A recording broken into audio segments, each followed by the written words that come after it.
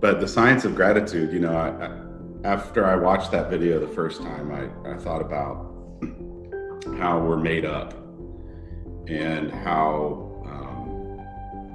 some people are motivated by fear, and we do things out of fear. And that motivates us to do things that are negative a lot of times. The gratitude, I've always said, is the mother of joy. And so what does fear give birth to? Fear gives birth to anxiety. Fear gives birth to condemnation and judgment. And gratitude, when it gives birth to joy, it leads to serving, caring, being more present in a positive way. Fear leads to being more present in a fight or flight way. And it's part of our instinct to survive. And, I was thinking about that actually last night. Some come from a place of fear, and they share and spew and project that fear on others in order that others might hear them and change. And then others project their gratitude on people in order that they might experience the same and have abundance. And I don't know about you, but I respond much better to people who come to me in gratitude than people who come to me out of their fear for their own lives and spewing their own crap, if you will, on others.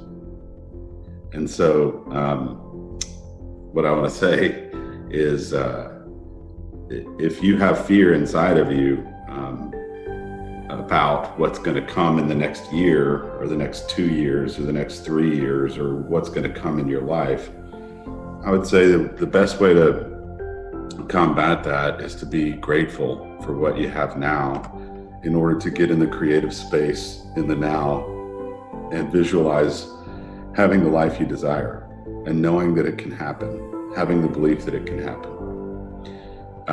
When you do that, it changes the game. You turn the fear into positive energy that can be creative energy to create the business, the life, the relationships that you want today. And there's nothing more important to me in my life than finding that space and using that to love myself by giving back to me so that then I can be my best for the people around me. I can be more present with them in their battles when mine are taken care of. And I come to that place of gratitude. So you have so much power in you. You have the power to affect lives. Just think about those of you that are parents, how you shape your children by the experiences that you give them and you create for them. In the same way, whether it be some elaborate event or party or some small situation where you're giving them a hug when they feel down or hurt, you can do the same for the people to the left and right of you that you see every day as you pass by them. I don't mean literally give them a hug. I mean, be present with them and understand that there's a child inside of them. There's a child inside of you, inside of me. And that place is a place of vulnerability. You see, when we were children, we had to obey. We were automatically vulnerable because we're smaller. We have no choice. But as we grow, the child's still there. We don't have to be vulnerable, and so we develop calluses on our hearts.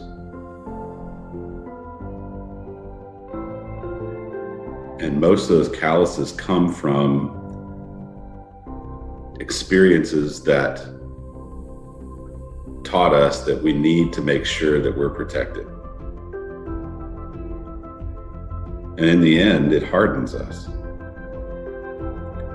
And each of us, as we walk around the earth, anybody that is over 18 is hardened in some form or fashion in their heart.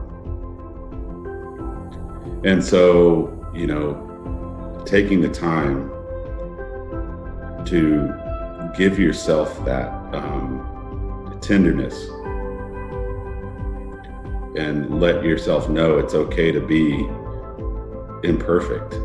It's okay to be scared. It's okay to struggle. It's okay to fall. You can get back up. It's important because it shows you how to have that same empathy for others as you go about your day. And through that empathy and that compassion, you can really touch lives.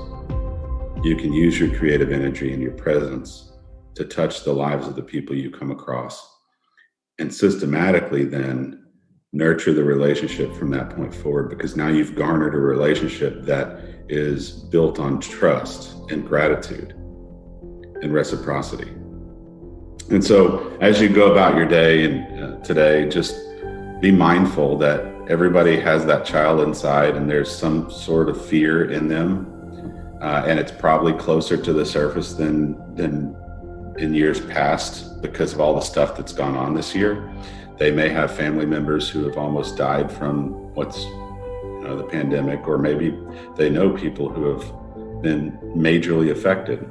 Maybe they have been majorly affected by that, whether it be physically or mentally or emotionally. No matter what, this is a time of tremendous vulnerability for people. And just remember that when you're vulnerable, it's like you go back to being that child and you have your own triggers. You may see people that are lashing out at others when they normally wouldn't. You may see people that are being overly angry when they normally wouldn't, overly frustrated when they normally wouldn't. Take the time to not react in a way that accepts the poison, but instead react in a way that has empathy and compassion, and be grateful for the interaction that you have, and recognize that they're still just a person that has calluses on their heart from experiences that have hurt them in the past. So as we go into a new year, I think it's going to be especially important that we develop that demeanor so that collective consciousness can begin to heal from a lot of the junk that has come in this past year.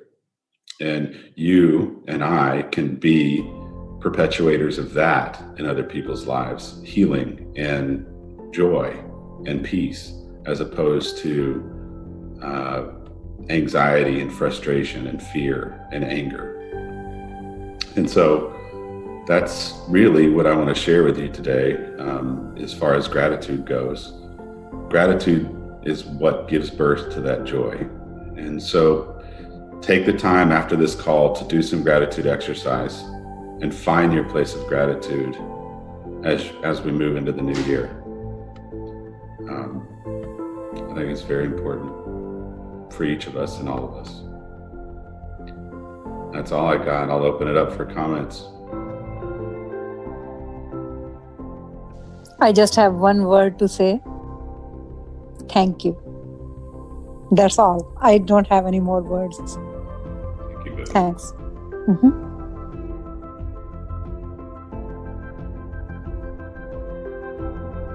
Powerful stuff. Thank you, Chris, very much. Cheers. Very good.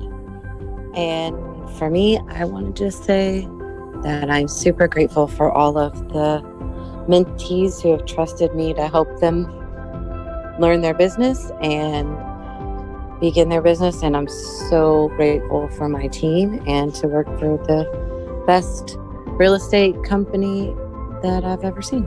So Grateful for you too.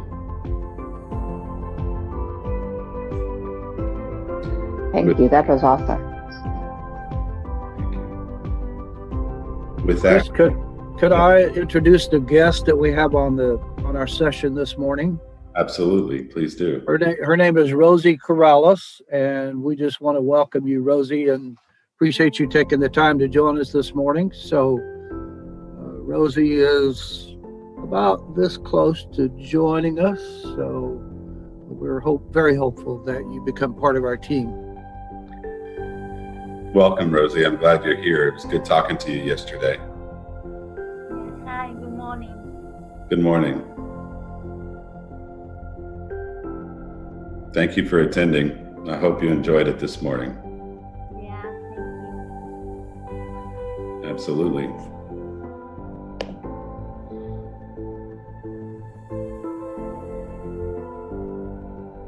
All right, guys, with that, let's usher in the new year and let's make it a great year. And the next time I will talk to you, it will be 2021. And that's going to be Monday the 4th. And we're going to be rolling out all kinds of unbelievable programs in January. So be ready. You're going to have a lot of leads being generated over the next year, flowing right to you. So that being said, I love being in business with you, and I will see you on Monday. Happy New Year. Happy New Year. Thank you. Happy New Year, everyone. Happy New Year. Happy Thank you. Happy New Year. God bless Bye. you. Bye.